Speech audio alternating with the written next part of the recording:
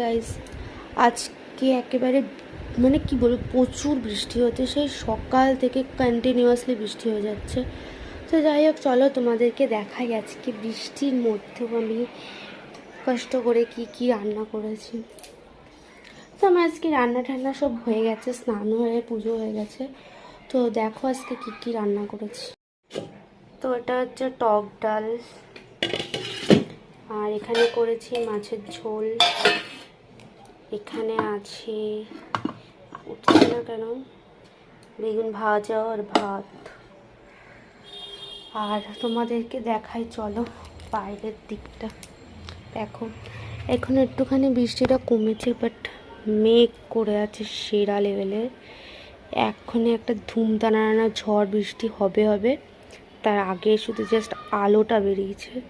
তো দেখো কি অবস্থা, জল কাদা কাদা হয়ে গেছে।